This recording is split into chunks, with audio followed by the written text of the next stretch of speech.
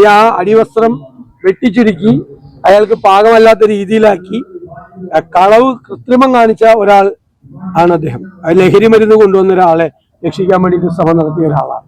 എന്നിട്ടാണ് ആ ആളെ ഇത് അറിഞ്ഞുകൊണ്ട് പിണറായി വിജയൻ മന്ത്രിസഭയിലാക്കിയത്. ഇത് ഞങ്ങൾ നിയമസഭയിൽ ഞാൻ തന്നെ അദ്ദേഹം മന്ത്രിയായിരിക്കുമ്പോൾ ഗുരുതരമായ ആക്ഷേപം ഉന്നയിച്ചതാണ്. അദ്ദേഹത്തെ മന്ത്രിയാക്കാൻ പാടില്ലായിരുന്നു. ഇത് അറിഞ്ഞുകൊണ്ടാണ് പിണറായി വിജയൻ അദ്ദേഹത്തെ മന്ത്രിയാക്കിയത്. എന്തൊരു കുറ്റകൃത്യമാണ് അദ്ദേഹം ചെയ്തത്. ലഹരി മരുന്ന് അടിവസ്ത്രത്തിൽ ഒളിപ്പിച്ചു കൊണ്ടുവന്ന ഒരാളെ, ഒരു വിദേശിയായിട്ടുള്ള ആളെ രക്ഷിക്കുന്നതിന് വേണ്ടി തൊണ്ടി മുതൽ അവിടെ നിന്ന് വാങ്ങിച്ചെടുത്ത് ഈ അടിവസ്ത്രം വെട്ടിച്ചുരുക്കി അയാൾക്ക് പാകമല്ലാത്ത രീതിയിലാക്കി കളവ് കൃത്രിമം കാണിച്ച ഒരാൾ ആണ് അദ്ദേഹം. ലഹരി മരുന്ന് കൊണ്ടുവന്ന ഒരാളെ രക്ഷിക്കാൻ വേണ്ടിയിട്ട് ശ്രമം നടത്തിയ ഒരാളാണ്.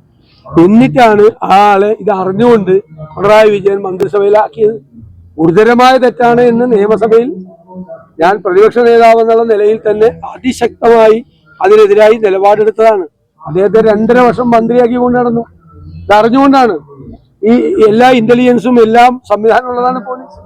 എന്നിട്ട് ഇങ്ങനെ ഒരാളെ മന്ത്രിയാക്കി. ഒരിക്കലും ആക്കാൻ പാടില്ലായിരുന്നു അദ്ദേഹത്തെ. നിയമസഭയിൽ പോലും മത്സരിക്കാൻ സീറ്റ് കൊടുക്കാൻ പാടില്ലായിരുന്നു. കാരണം ഗുരുതരമായൊരു കുറ്റകൃത്യമാണ് അദ്ദേഹം ചെയ്തത്. ഒരാൾക്കും യോജിക്കാൻ പറ്റാത്ത, എന്നിട്ട് വെറുതെ വിടുകയും ചെയ്തു. ഈ പ്രതി, ഈ വിദേശിയായിട്ടുള്ള ആളെ വെറുതെ വിടാൻ ഈ കൃത്രിമം കാണിച്ച് ചെയ്തു. കോടതിക്ക് സംശയം തോന്നിയതുകൊണ്ടാണ് കോടതി 2ാമത് നിലവെടുത്ത് ചെയ്തത്.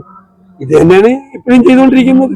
ശബരിമല സ്വർണ്ണ കൊള്ളക്കേസിൽ സ്വർണം കൊള്ള ചെയ്ത ആളുകൾ മുഴുവൻ CPM നേതാക്കന്മാര് ജയിലിൽ കിടക്കാണ്.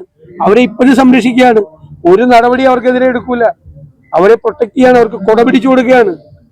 കൊള്ളക്കാർക്ക് കൊട പിടിച്ചു കൊടുക്കുന്ന സർക്കാരാണിത്. അതൊന്നുകൂടി തെളിയിച്ചിരിക്കാൻ ഈ സംഭവത്തോടു കൂടി. തീർച്ചയായിട്ടും അല്ല എന്ന് തന്നെ എന്റെ അഭിപ്രായം.